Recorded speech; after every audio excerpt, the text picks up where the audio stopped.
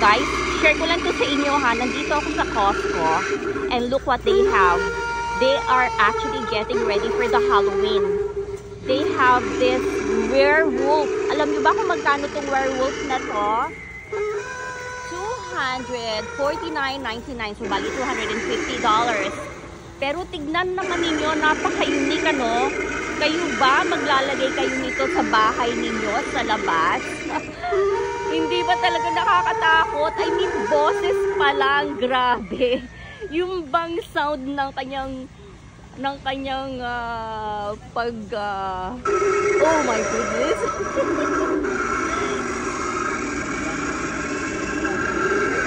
Diba? Nakakatakot. Oh, sino maglalagay niya sa bahay nila? $250 for that. At meron pa silang isa rito ha. Ito, skeleton.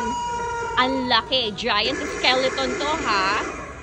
It's a giant skeleton and this one is $250. So, this one is a very common Halloween decoration to. Pero hindi rin siya masyadong nakakatakot. Pero unique din kasi ang laki niya talaga.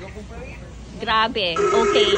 Siguro kung ako, for something unique, siguro ito ilalagay ko, no? Itong werewolf na to sa labas ng bahay namin. Pero I'm pretty sure yung mga bata siguro, naku, matatakot dyan. Tignan naman ninyo, boses pa lang ng werewolf. Talagang nakakatakot na. Tsaka yung eyes niya, tignan ninyo yung eyes niya, oh. Ayan, oh. Kanyang eyes, nakakatakot talaga. Oh my gosh. So, ayan lang, na-share ko lang sa inyo. Something unique. It's okay, it's for pretend.